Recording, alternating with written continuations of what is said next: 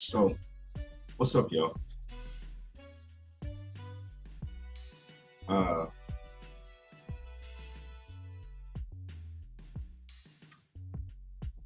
y'all know what it is.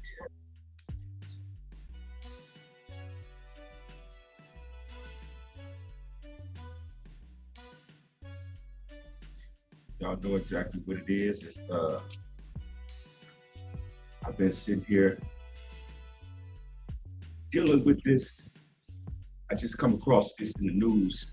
I seen it the other day, and I just sat on it for a minute because I was trying to conceptualize, you know, whether there was any seriousness, right? But I should add some sauce to it. I didn't know if I should add some sauce to it or not. So this is the situation. You got this 2-year-old black girl, right? They had a daycare center. And for the teacher had the audacity to allow the students, instruct the students to reenact the Rosa Parks situation, right? So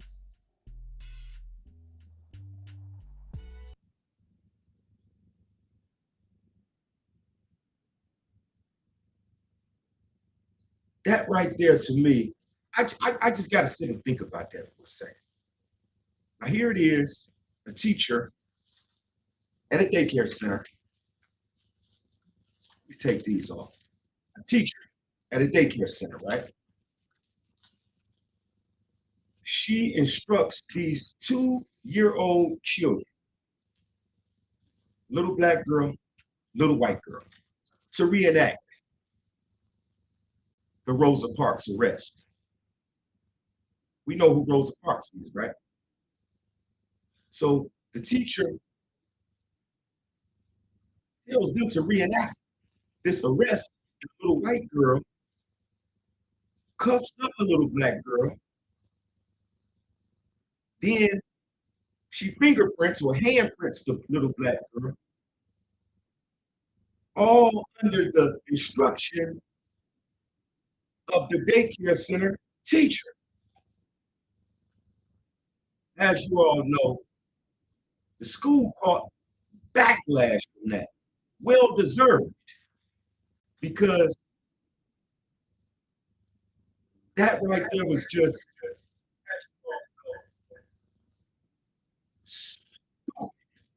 I can't think of no other word. I want to say, and this is my what I'm juggling right now. Is it racism that the teacher was teaching, advocating, promoting, showing the students about, indoctrinating them with, or was it just bad teaching? Was it just bad teaching?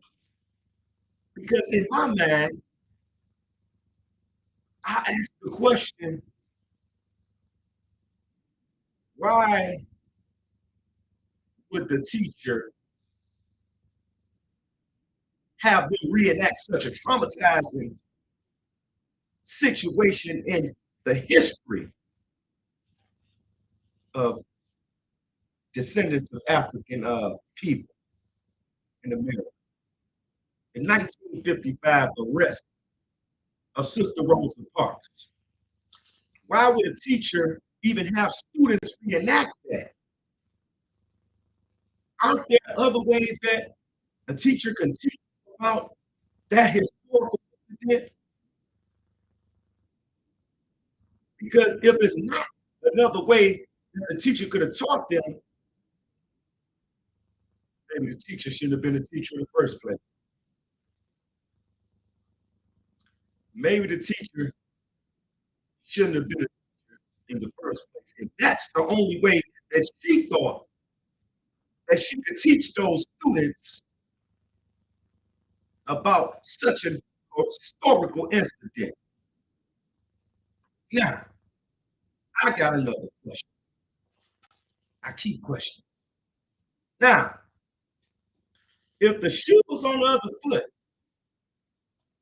do the teacher teach the students about and allow the students to reenact the Nat Turner incident? How would the school system interpret that? If a black teacher taught black students how to reenact the Nat Turner slave rebellion, where Nat Turner, several of his comrades allegedly took part in a massacre of white slaveholders in order to free themselves from slavery. So how would that be received if a black teacher taught the black children to reenact that incident, and the white children were the victims in that reenactment? Would that go over well? Talk to me. Would that go over well? I'm curious. I'm curious as to whether or not that would go over well with anyone. Because being honest, that wouldn't go over well with me. Because me, I would tell that black teacher, you don't teach like that. It's a better way to teach about Nat Turner and the slave rebellion than to have it reenacted in such a way that preschool children, right? Preschool children. What are we teaching these children? Honestly, what are we teaching these children? What are we telling these children? Because Islam, Dion Rigazil, because in my mind, what I see going on is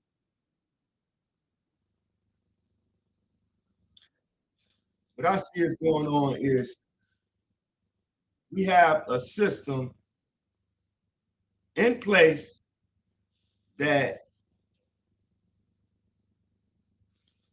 it teaches, it indoctrinates, it allows to fester that element that has destroyed so many people. What element is that? What emotion is that? It's called hatred. So now, in my mind, it begs the question, was the teacher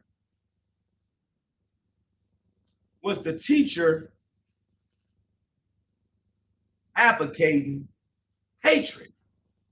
Was the teacher promoting hatred? Teacher teaching hatred? Because if the teacher is teaching hatred against the race of people, then that's called racism. If I'm wrong, somebody tell me I'm wrong. Because I know I can't be right all the time. Hell, I'm probably not right half the time. And I may not be right this time. But I'm telling you what I see. And what I see is a teacher that engaged in an act that if on the other foot, and it was a black teacher teaching black students to rebel against white slaveholders, as Nat Turner did, and engage in the violence that Nat Turner did in order to regain his freedom, that black teacher would be fired immediately. That school would be under investigation immediately. So now it begs the question, how? How? How do we allow, how do we allow this to take place in our schools our preschool children and not think that it would have a traumatizing effect on them, and not think that they're going to remember this. That's the bottom line. They're going to remember this. So I'm just going to say this here. If we think for one moment,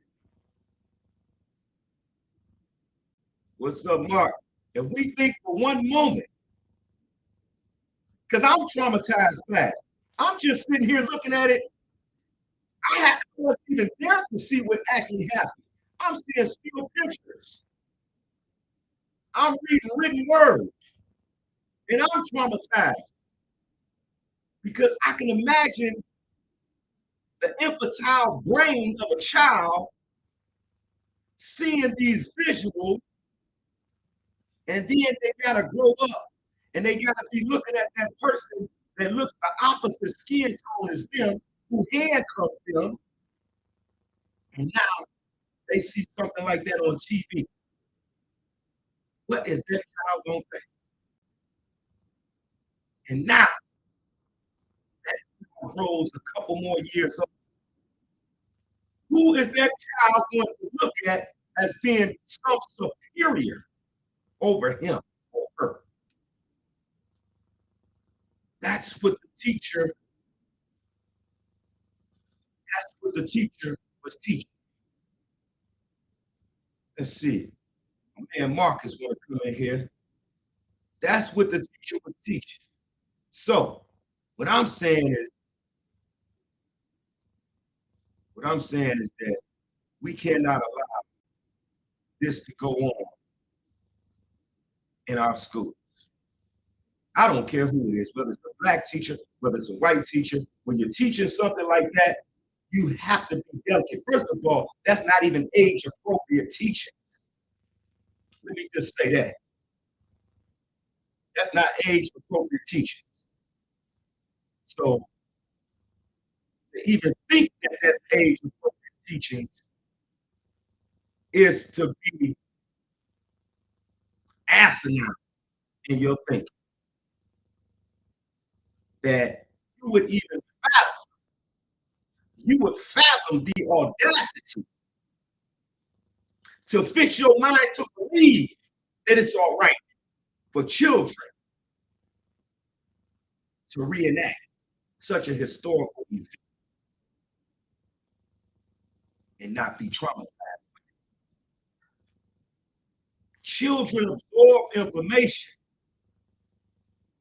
Children absorb information and hold on to information because a child's brain is so fertile. You drop a seed in a child's brain and it grows. It don't need a lot of cultivation because the brain of a child is so fertile already. It do not need a lot of cultivation because every day of life, every breathing breath adds cultivation to the thoughts in that child's mind. The environment, the environment is cultivation in the mind of a child. So how? What do we do about this school that allows it to go on? Do we just sit back and let the school go about its business, act like it never happened?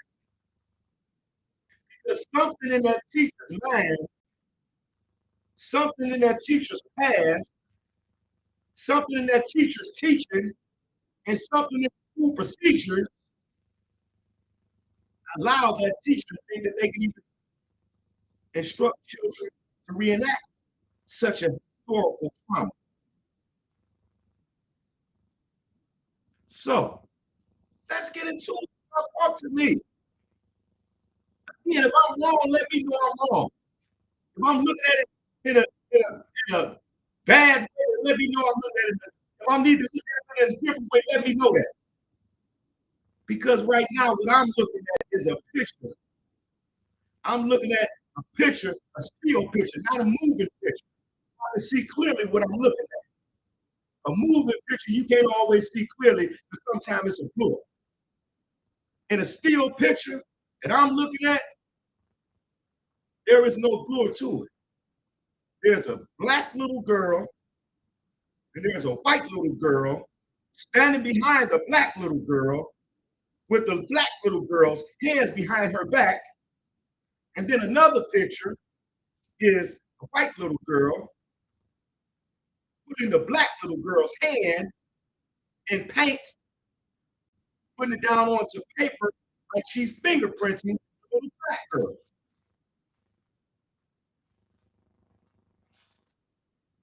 Okay, I guess I'm seeing something wrong. I'm seeing something wrong. I'm seeing something wrong, I guess. Or maybe I'm seeing exactly what I'm looking at. And I'm looking at exactly what I'm seeing. And too many people nowadays don't want to accept that racism lives behind the smiles of so many people. Racism lives behind the office desks, behind the teacher's desks, in the government, in the words of politics. Racism lives. The indoctrination is carried out early on in our lives. But we would know that if we're not paying close attention. So I'm trying to bring our minds to pay close attention to what's going on. Because again, again, if if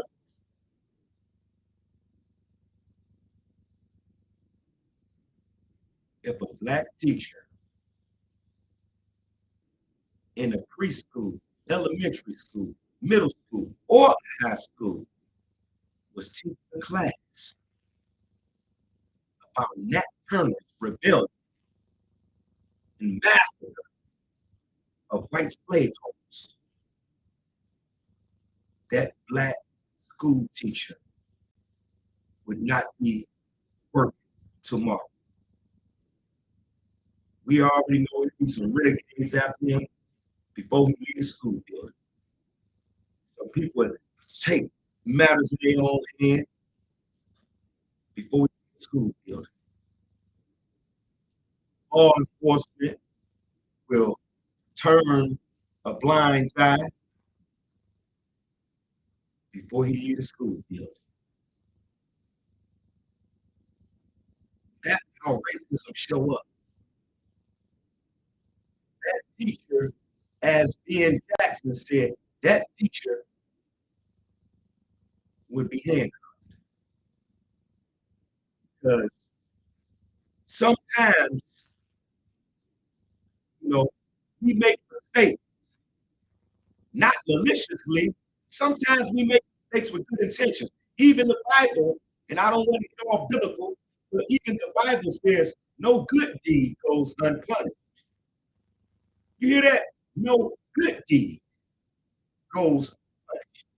So sometimes we're going to be punished for some of our good deeds because we have good, but it was a bad decision.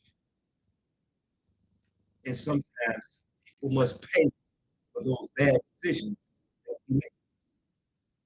So no good deed goes unpunished.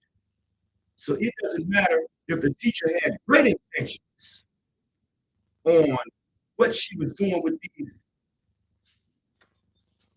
I can't even say that. I can't find it in me to say that. It matters most that these were preschool children. And this was not an age appropriate teacher.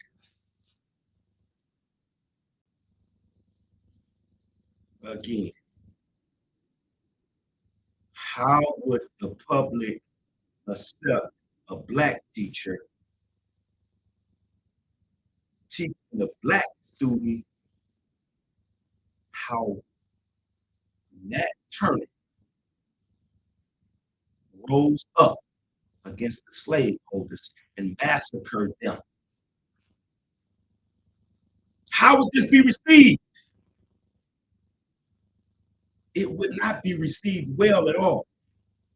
We can see, we can see what happens to anyone, even the richest of athletes and entertainers, when they say something about a certain group of people.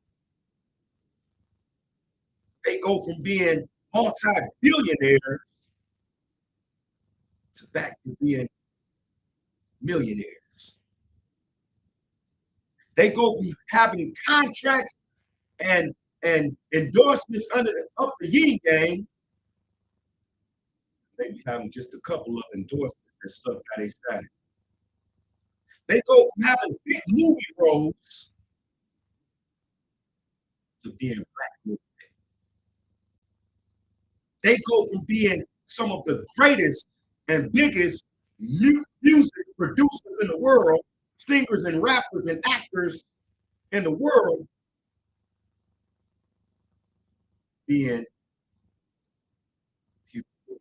in the public with allegations. So again, my question, was this teacher's behavior a part of a teaching of racism, bird whistle, dog whistle, whatever you want to call it, a promotion of racism, or was it just bad teachings so happen to look identical to racism? What was it? What was it? Talk to me. I talk back. I'm a listener first, then I'm a speaker. So I can hear people and accept people's opinions. If they make more sense than me, why, why can I not accept what they're saying? If they make more sense than me, if you can sway me to see this situation in any other manner, why wouldn't I accept it as such? Because I could be wrong. I'm human. Just like that teacher. She's human, but she made a mistake or had malicious intent. Either way, it amounted to a teaching of racism. It amounted to the seed planting of racism. It amounted to the seed planting of inferiority. It amounted to the seed planting of white supremacy. That's what I see. I know that some of you may not see it that way, but you're not wearing my eyes. So you can't tell me what I see. I can't tell you what you see. I can only tell you what I see from my eyes, how I see it, how my eyes see what I see, and my brain interpret what I see. And I speak it out. That's what I'm doing. So if I offended anybody, great, great. Because sometimes the truth hurts. And sometimes we need to be offended so we can open our eyes and see what we're doing to one another and what we are allowing to be done to us and the people around us. Sometimes we need to be offended. Sometimes we need to feel pressure, under pressure. Sometimes we need to call a spade, no matter the age or the situation. And this is one of those situations, whether it's 1 year old or 2 year old, 3, 4, 5 year old. It was the teaching of racism. It was the teaching of racism. If it was a bad teaching, it was a bad teaching. It just so happened to be racist. So, what should be done? What should be done to this teacher or to the school that even allowed this to take place? Because it is my understanding that the school, no one knew about this for a while. A while. No one knew about this. So, what should be done?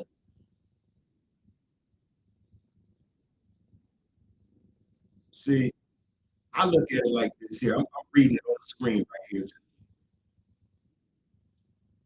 I'm looking at it like, here's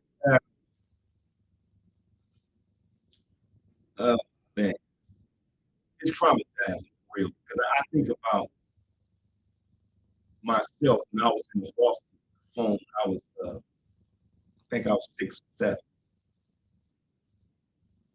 And I think of some of the young guys who was in a foster home with me at that time and how they turned out. I think about how I turned out as a result of being in foster care. And even in foster care, we never played the role of racism. I don't think it's a role that you can play for racism.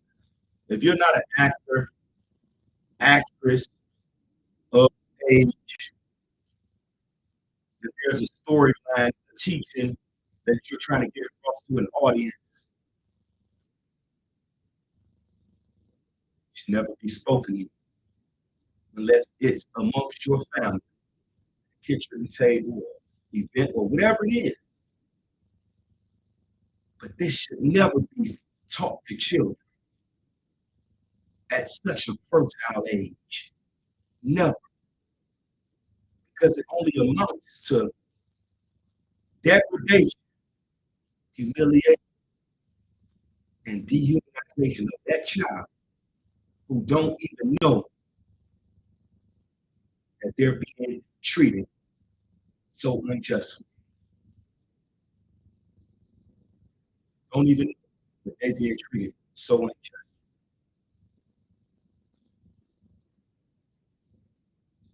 You have, oh, and by the way, the preschool was in Florida.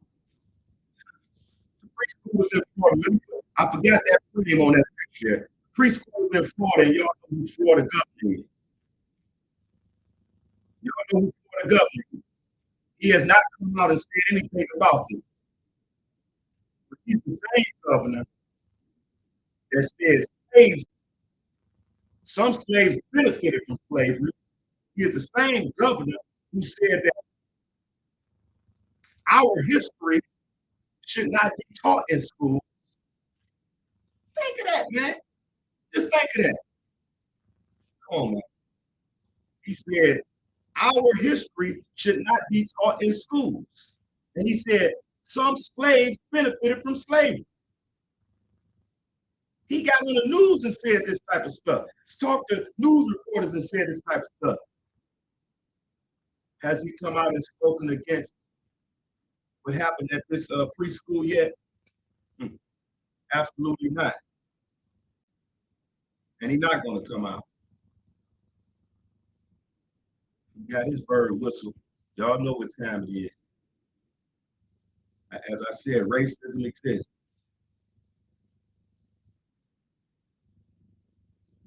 Building Brains Academy. Wow. That's the name of the academy. Building Brains Academy. Is that it? I can't imagine that school called Building Brains Academy. Whose brains are they trying to build? Come on, talk. Whose brains are they trying to build? Whose brains are they trying to destroy?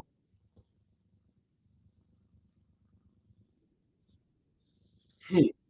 So we want to teach about civil rights. We talk about human rights. Let's talk about Nat Turner because he fought for human rights, not just civil rights. Nat Turner fought for the human rights of the people of African descent who were being brutally beaten and massacred on these northwestern shores of America. Nat Turner taught how to rebel against these slaveholders. Nat Turner taught how to rise up against this system of oppression. Nat Turner taught how to be powerful and empowered and remember your roots. Nat Turner taught the people to not fear white supremacy. Nat Turner taught the people to stand up, even when people call themselves standing over, overseeing. Stand up. We don't teach that though. We don't teach that.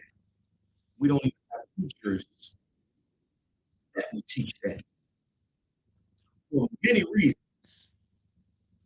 And I can imagine so many of them why we don't have teachers that would tell the story of Nat Turner, that would teach, not just tell, but teach the story of Nat Turner. We don't have teachers that do that in our schools today. But Nat Turner's story, I'm going to say it in a way that so many people have heard the part of the phrase that I'm about to use. I'm about to say it in the same way. Nat Turner's story is as American as Apple. It is as American as baseball. But they don't know this story. It happened on these northwestern shores of America, but they don't tell his story. I want to know his story. I would love for the children to know his story. But I'm one who believes that the child's mind is so fertile that it is not prepared to absorb such a horrific story. The brain has to form, the neurons have to combine in order to receive this type of information and break it down and decipher it, understand it, and not just act. Kind of reminds me of the movie Roots. When I first seen Roots, I was like 9 years old, 8 or 9 years old. My brain wasn't ready to see this. So when we see Roots in the elementary school, Marshall Elementary School in Detroit, on State Fair and Russell, when we see the movie Roots, the first thing that popped in my mind, my fertile mind, infantile mind, is hate. I didn't know how to interpret anything else. That's how I absorbed what I seen, was hatred. So I embodied that hatred, and I began to act out that hatred toward people. Then I began to act out that hatred toward people that look like me, because I didn't understand why we didn't stand up. Why didn't we fight back? Are we weak, scared, or just ignorant or tired? Which one was it? But that's how I felt when I first seen the movie Rosa. And so I began to act that out. We began to put hands and feet on other white schools. I'm just being real. It was in elementary school. We put hands and feet on any and all white students at that school because the brain, our brain could not interpret, balance, conceptualize what we were seeing, how it applied to us, how it traumatized us, and how to balance out that trauma in our everyday life so we could learn from it as opposed to succumbing to it. Our brains are not equipped to deal with it. And so now we go back to the 2-year-old black girl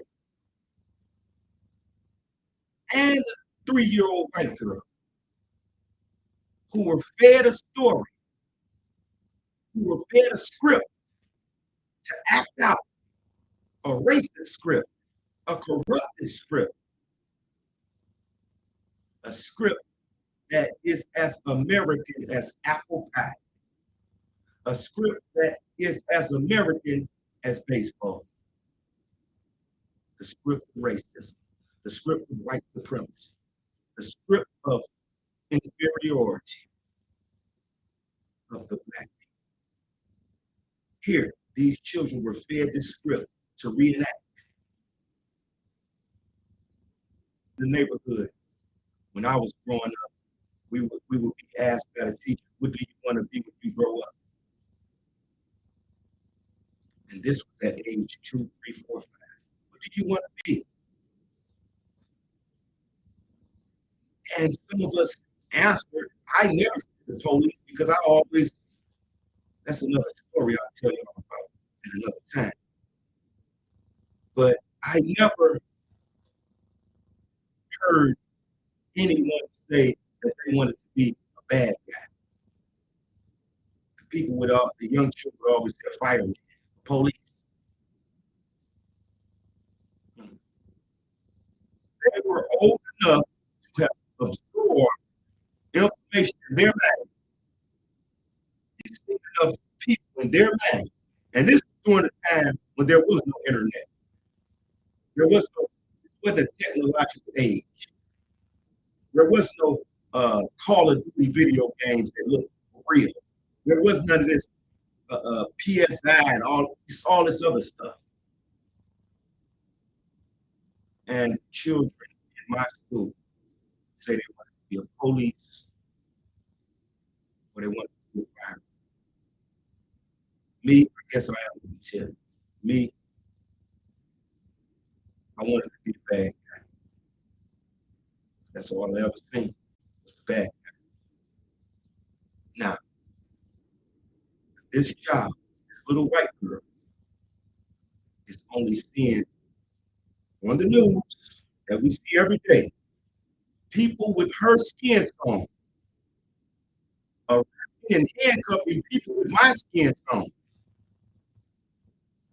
And what that teacher did was help further cultivate the elements of racism in the mind of that white child, the elements of superiority and white supremacy in the mind of that child.